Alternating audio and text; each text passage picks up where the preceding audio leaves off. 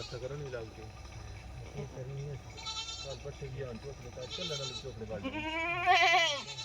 Y ताकि बहुत जाती गई करनी नहीं